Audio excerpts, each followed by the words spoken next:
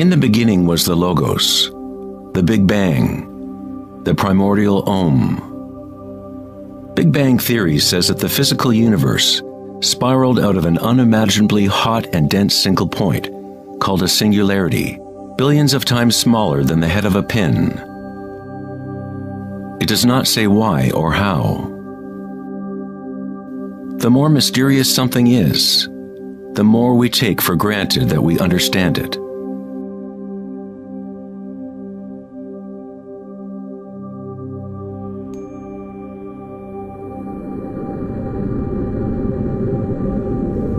It was thought that eventually gravity would either slow the expansion or contract the universe in a big crunch. However, images from the Hubble Space Telescope show that the universe's expansion seems to be actually accelerating, expanding faster and faster as it grows out of the Big Bang. Somehow, there is more mass in the universe than physics predicted.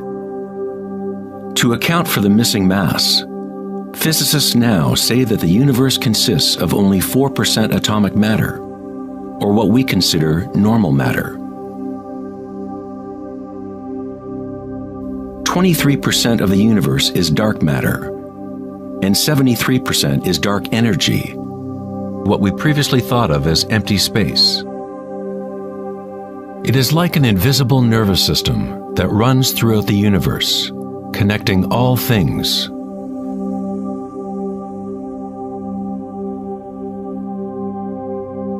The ancient Vedic teachers taught Nada Brahma, the universe is vibration. The vibratory field is at the root of all true spiritual experience and scientific investigation. It is the same field of energy that saints, Buddhas, yogis, mystics, priests, shamans, and seers have observed by looking within themselves. It has been called Akasha, the primordial Om, Indra's net of jewels, the music of the spheres, and 1,000 other names throughout history.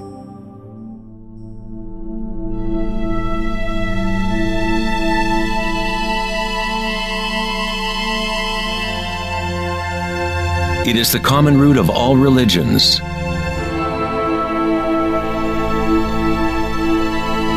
and the link between our inner worlds and our outer worlds.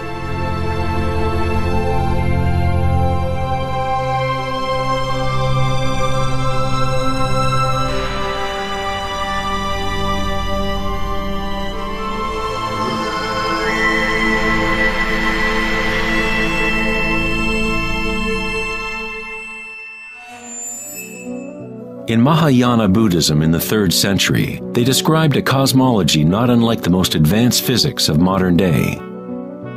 Indra's net of jewels is a metaphor used to describe a much older Vedic teaching, which illustrates the way the fabric of the universe is woven together. Indra, the king of the gods, gave birth to the sun and moves the winds and the waters. Imagine a spider web that extends into all dimensions. The web is made up of dewdrops, and every drop contains the reflection of all the other water drops. And in each reflected dewdrop, you will find the reflections of all the other droplets. The entire web in that reflection, and so on to infinity. Indra's web could be described as a holographic universe, where even the smallest stream of light contains the complete pattern of the whole.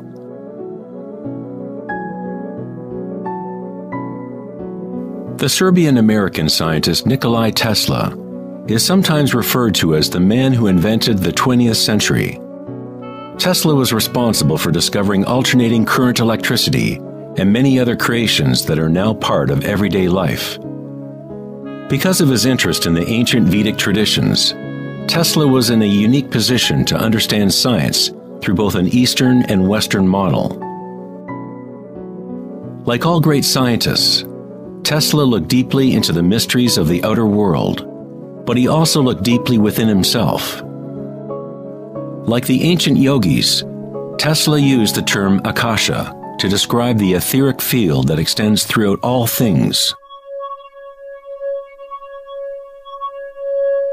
Tesla studied with Swami Vivekananda, a yogi who brought the ancient teachings of India to the West. In the Vedic teachings, Akasha is space itself, the space that the other elements fill, which exists simultaneously with vibration. The two are inseparable. Akasha is yin to prana's yang.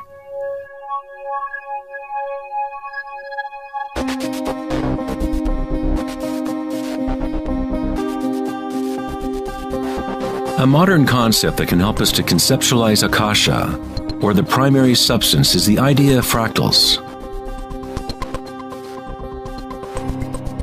It wasn't until the 1980s that advances in computers allowed us to actually visualize and reproduce mathematically the patterns in nature.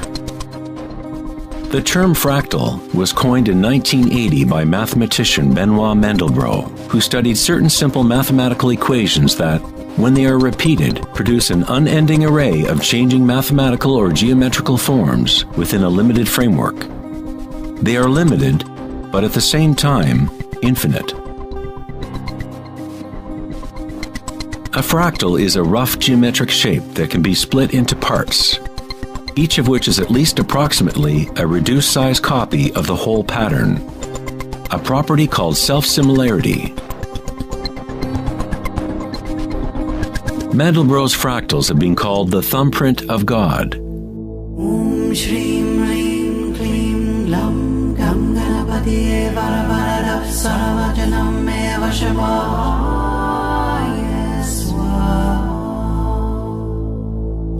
You are seeing artwork generated by nature itself. If you turn the Mandelbrot figure a certain way, it looks sort of like a Hindu deity or Buddha. This figure has been termed the Buddha-bro figure.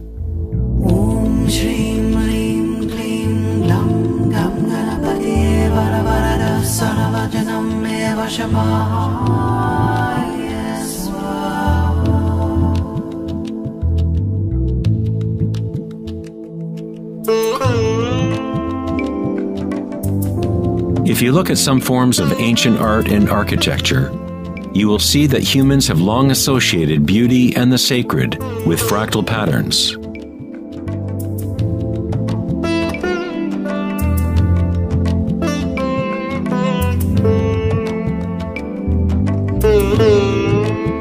Infinitely complex, yet every part contains the seed to recreate the whole.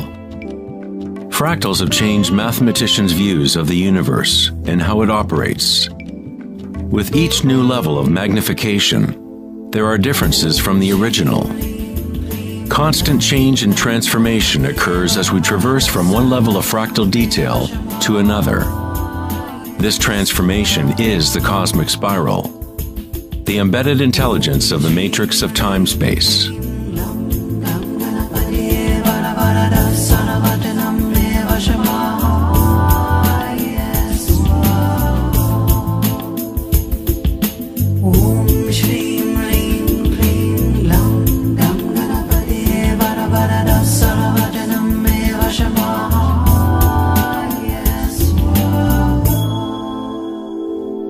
Fractals are inherently chaotic, full of noise and order.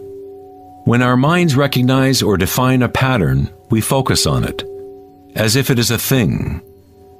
We try to find the patterns we see as beautiful, but in order to hold the pattern in our minds, we must push away the rest of the fractal.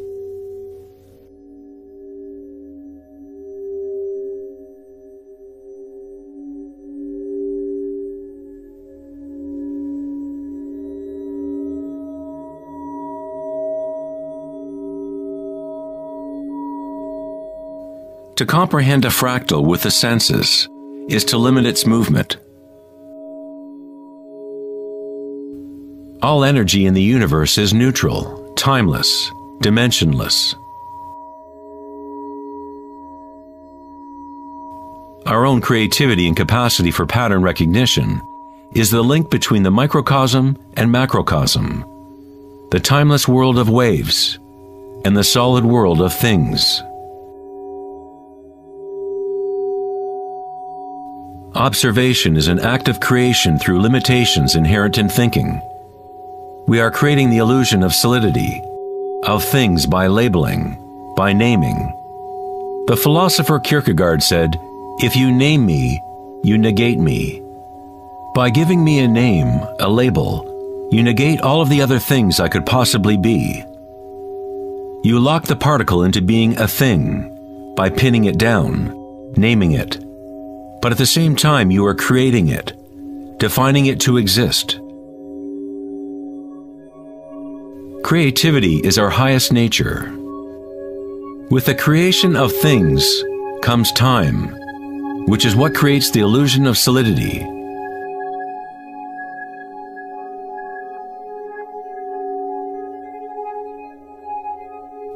Einstein was the first scientist to realize that what we think of as empty space is not nothing. It has properties. And intrinsic to the nature of space is nearly unfathomable amounts of energy. The renowned physicist Richard Feynman once said, "There is enough energy in a single cubic meter of space to boil all the oceans in the world." Advanced meditators know that in the stillness lies the greatest power. The Buddha had yet another term for the primary substance, what he termed kalpas, which are like tiny particles or wavelets that are arising and passing away trillions of times per second.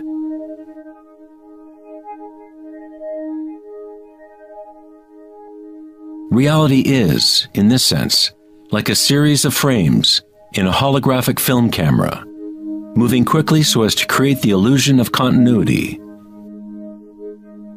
When consciousness becomes perfectly still, the illusion is understood, because it is consciousness itself that drives the illusion.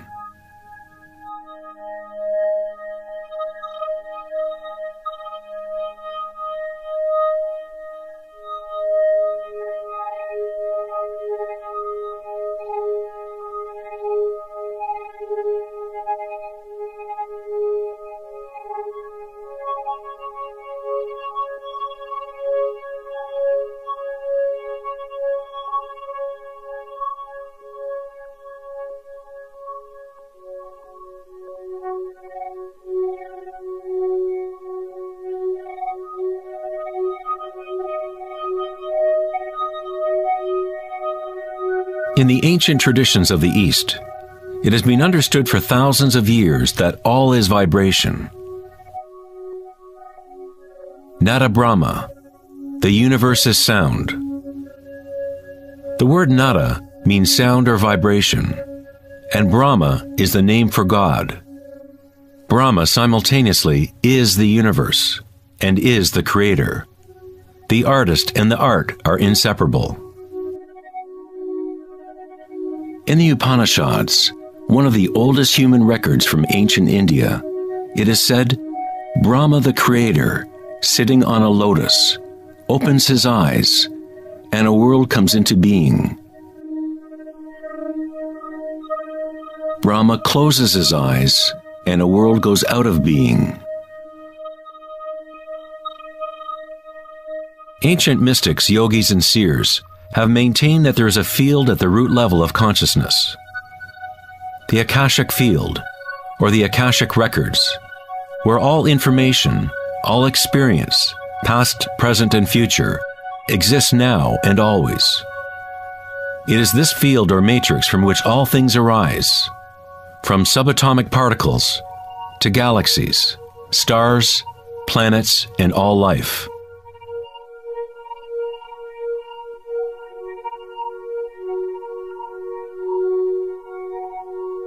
You never see anything in its totality, because it is made up of layer upon layer of vibration, and it is constantly changing, exchanging information with Akasha. A tree is drinking in the sun, the air, the rain, the earth. a world of energy moves in and out of this thing we call a tree. When the thinking mind is still, then you see reality as it is, all aspects together. The tree and the sky and the earth, the rain and the stars are not separate. Life and death, self and other, are not separate, just as the mountain and the valley are inseparable. In the Native American and other indigenous traditions, it is said that everything has spirit, which is simply another way of saying everything is connected to the one vibratory source. There is one consciousness, one field, one force that moves through all. This field is not happening around you. It is happening through you and happening as you. You are the you in universe. You are the eyes through which creation sees itself. When you wake from a dream, you realize that everything in the dream was you. You were creating it. So-called real life is no different. Everyone, everything is you. The one consciousness looking out of every eye. Under every rock.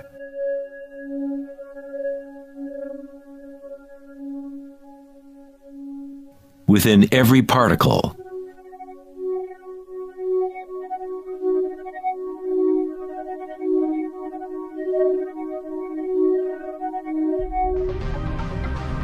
International researchers at CERN, the European Laboratory for Particle Physics, are searching for this field that extends throughout all things. But instead of looking within, they look to the outer physical world. Researchers at the CERN laboratory in Geneva, Switzerland, announced that they had found the Higgs boson, or the God particle. The Higgs boson experiments prove scientifically that an invisible energy field fills the vacuum of space. CERN's Large Hadron Collider consists of a ring 17 miles in circumference, in which two beams of particles race in opposite directions, converging and smashing together at nearly the speed of light. Scientists observe what comes out of the violent collisions.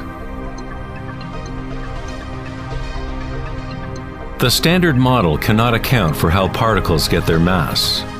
Everything appears to be made of vibration, but there is no thing being vibrated. It is as if there has been an invisible dancer, a shadow, dancing hidden in the ballet of the universe. All the other dancers have always danced around this hidden dancer. We have observed the choreography of the dance, but until now we could not see that dancer.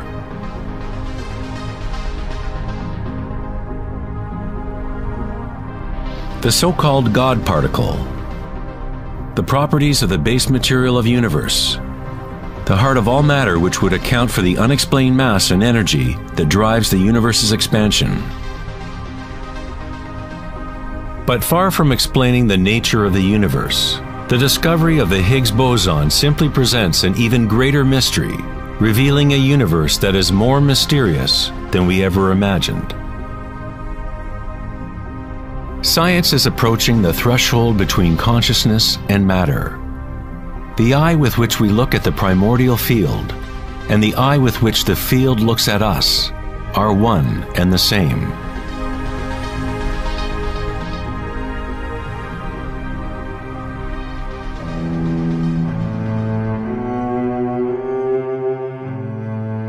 The German writer and luminary Wolfgang von Goethe said, "The wave is the primordial phenomenon which gave rise to the world." Cymatics is the study of visible sound. The word cymatics comes from the Greek root cyma, which means wave or vibration.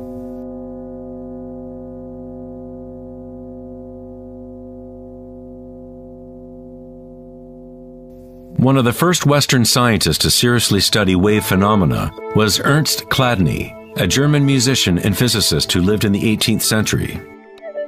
Chladni discovered that when he spread sand on metal plates and then vibrated the plates with a violin bow, the sand arranged itself into patterns. Different geometrical forms appeared depending on the vibration produced.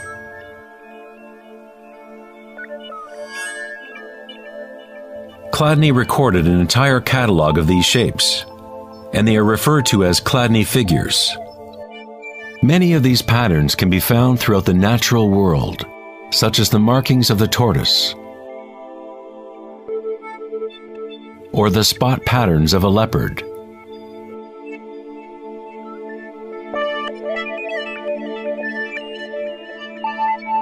Studying Chladni patterns or cymatic patterns is one secret way in which high-end guitar, violin, and other instrument makers determine the sound qualities of the instruments they make.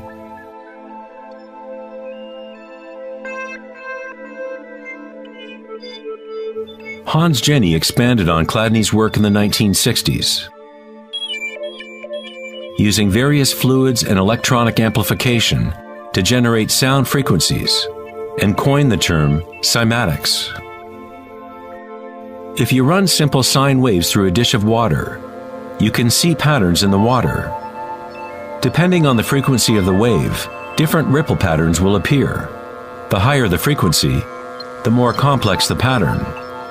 These forms are repeatable, not random.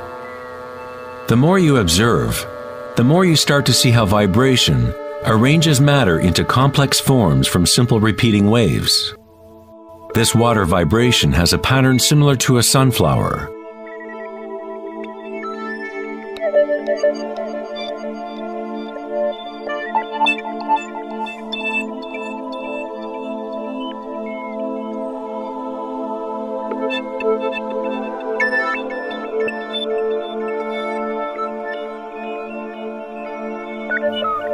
Simply by changing the sound frequency, we get a different pattern.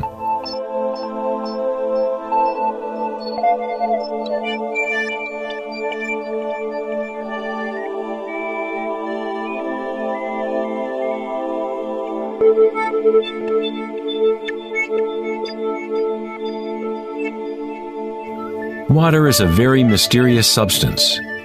It is highly impressionable. That is, it can receive and hold on to vibration. Because of its high resonance capacity and sensitivity, and an inner readiness to resonate, the water responds instantaneously to all types of sonic waves. Vibrating water and earth make up the majority of mass in plants and animals. It is easy to observe how simple vibrations in water can create recognizable natural patterns. But as we add solids and increase the amplitude, things get even more interesting. Adding cornstarch to water, we get more complex phenomena.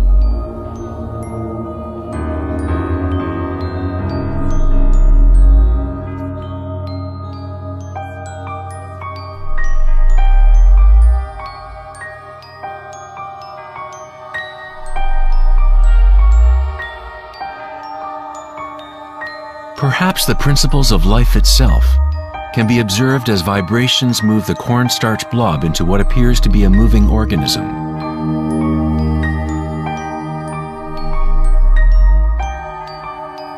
The animating principle of the universe is described in every major religion, using words that reflect the understanding of that time in history.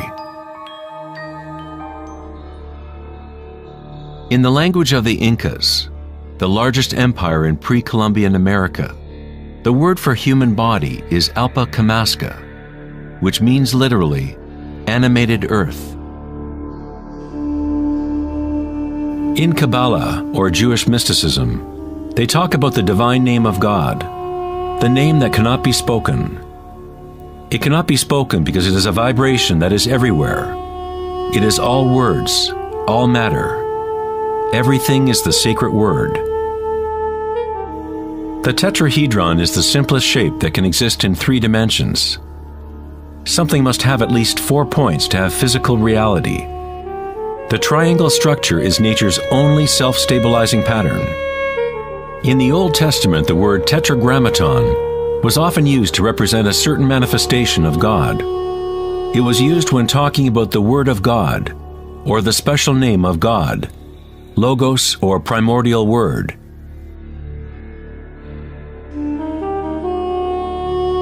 The ancient civilizations knew that at the root structure of the universe was the tetrahedral shape. Out of this shape, nature exhibits a fundamental drive toward equilibrium, Shiva, while it also has a fundamental drive towards change, Shakti.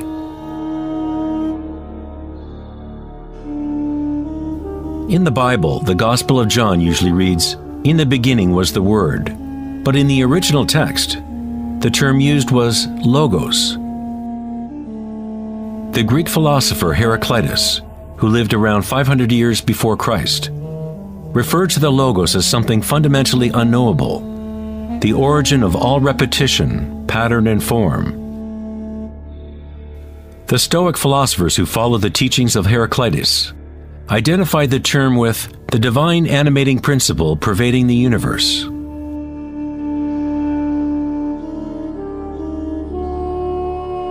In Sufism, the Logos is everywhere and in all things.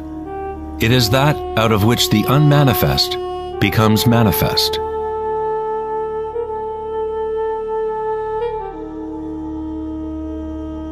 In the Hindu tradition, Shiva Nataraja literally means Lord of the Dance. The whole cosmos dances to Shiva's drum. All is imbued or ensouled with the pulsation. Only as long as Shiva is dancing can the world continue to evolve and change. Otherwise, it collapses back into nothingness. While Shiva is representative of our witnessing consciousness, Shakti is the substance or stuff of the world. While Shiva lies in meditation, Shakti tries to move him, to bring him into the dance.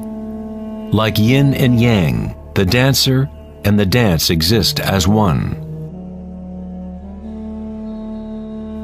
Logos also means unconcealed truth. He who knows the Logos knows the truth. Many layers of concealment exist in the human world, as Akasha has been swirled into complex structures, concealing the source from itself. Like a divine game of hide and seek, we have been hiding for thousands of years, eventually forgetting about the game completely. We somehow forgot that there was anything to find.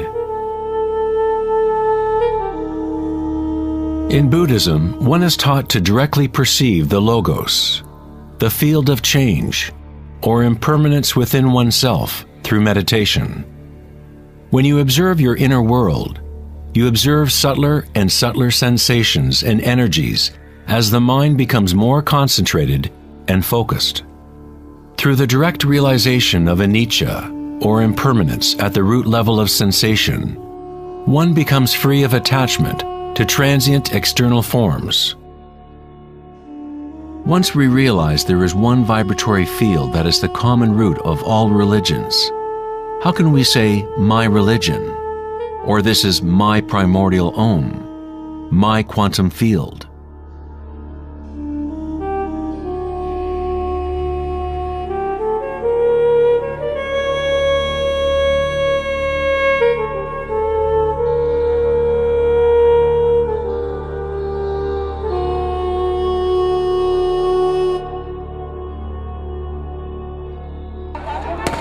The true crisis in our world is not social, political, or economic.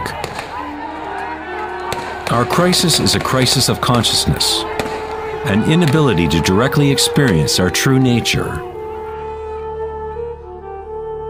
an inability to recognize this nature in everyone and in all things.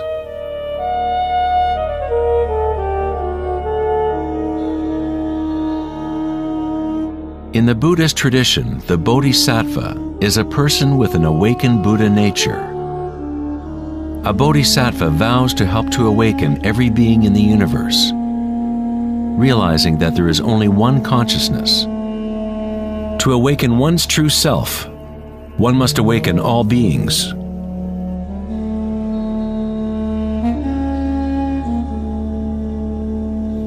There are innumerable sentient beings in the universe. I vow to help them all to awaken.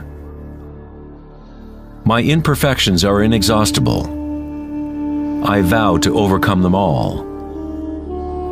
The Dharma is unknowable. I vow to know it. The way of awakening is unattainable. I vow to attain it.